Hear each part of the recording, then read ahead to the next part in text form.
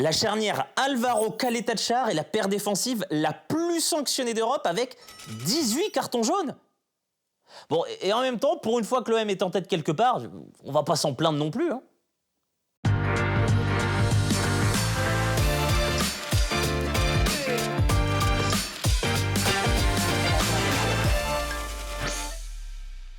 Salut les footeux, je m'intitule JB Goupil, bienvenue dans le bureau des stats, l'émission qui vous dit tout sur les stats les plus insolites de la Ligue 1 Uber Eats. Au menu du jour, pas de rencontre pour cause de trêve internationale, du coup on vous a concocté un BDS spécial fin d'année à 8 journées de la fin qui va terminer dans les 3 premières places du championnat, qui va descendre. Quel trio de tête pour les buteurs? Est-ce que Jesse Boulin va réaliser un exploit et éloigner son club de la relégation? Bon, même si ça par contre, ça compte pas. Suspense négatif, on connaît déjà la réponse.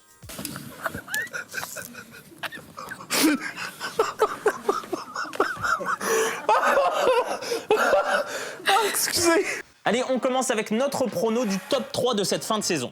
Bon, alors, on sait maintenant que 4 équipes se disputent le podium. Et pour info, depuis l'instauration de la victoire à 3 points en 1994, c'est la première fois que 4 équipes comptent au moins 59 points après 30 journées. Il n'y a que 4 points d'écart entre le premier et le quatrième après 30 matchs joués, soit le plus petit écart depuis la saison 2009-2010. Bref, la course au podium va être sanglante. Tous les coups sont permis. Un vrai combat en perspective.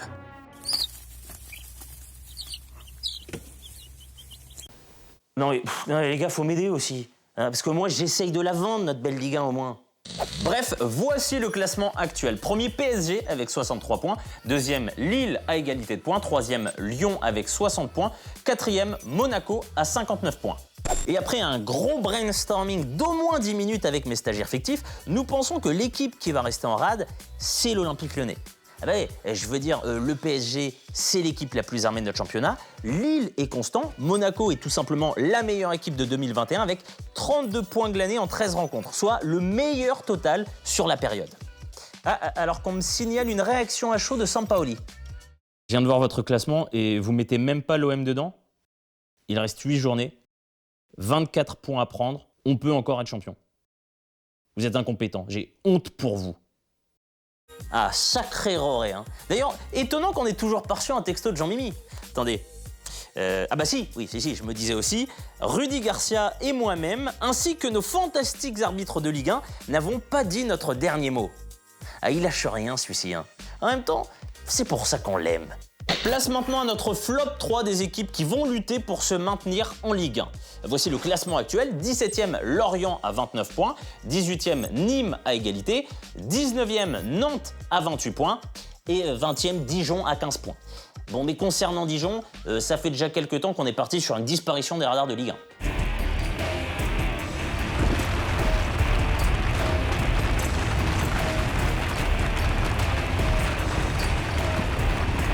Un seul point d'écart entre le 19e et le 17e après 30 matchs joués, soit le plus petit écart depuis la saison 2011-2012. Donc autant dire qu'entre Lorient, Nîmes et Nantes, ça va utiliser de la cartouche jusqu'au bout.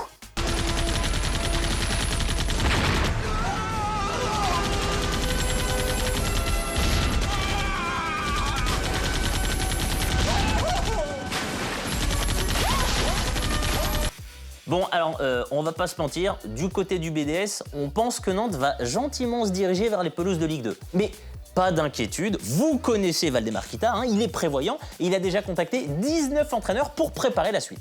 Allez, place maintenant à notre top 3 des meilleurs buteurs. Quels vont être les 3 meilleurs buteurs du championnat ?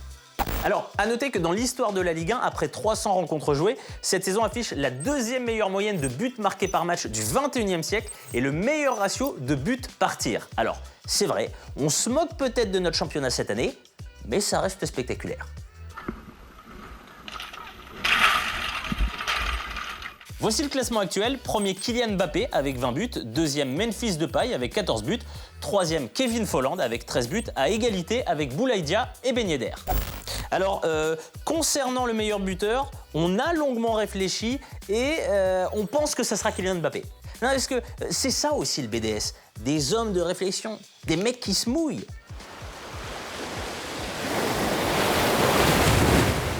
Sinon, en deuxième position, nous pronostiquons Kevin Folland. Auteur d'une super saison, il est à la fois buteur et passeur. 13 buts marqués, 7 passes décisives. En 3, Boulaye Dia pour sa super saison. Non, parce qu'en être à 13 buts, quand tu es dans la 13e attaque de Ligue 1 et que tu joues à Reims, ça c'est très fort. C'est pas Valère Germain qu'on aurait fait autant.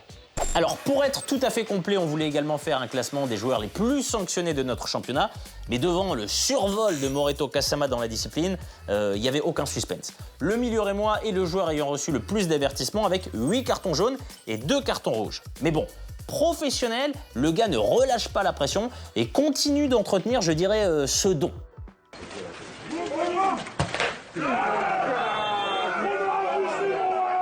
Voilà les amis, ce nouveau BDS touche à sa fin, mais juste avant de nous quitter, c'est à vous de jouer avec les pronos sur cette fin de saison. Alors, à votre avis, quel joueur de Ligue 1 va être élu meilleur gardien? L'avis de la rédac? Visiblement, tous les attaquants de Ligue 1 se sont réunis et ont voté à l'unanimité pour Anthony Rassiopi. Étrangement. Étrangement. Rudy Garcia va-t-il être conservé par Lyon en fin de saison? L'avis de la rédac? Jean-Michel Aulas a déclaré aujourd'hui qu'il maintenait toute sa confiance envers Rudy. Donc, nous voilà rassurés. Parce qu'il avait dit la même chose à Silvinho et Genesio. Donc, voilà les amis, j'étais ravi d'être avec vous pour ce 31e Bureau des Stats. On se retrouve la semaine prochaine pour un nouveau BDS. Et surtout d'ici là, n'oubliez pas que les statistiques sont au football, ce que le suspense est à cette saison de Ligue 1, indissociable.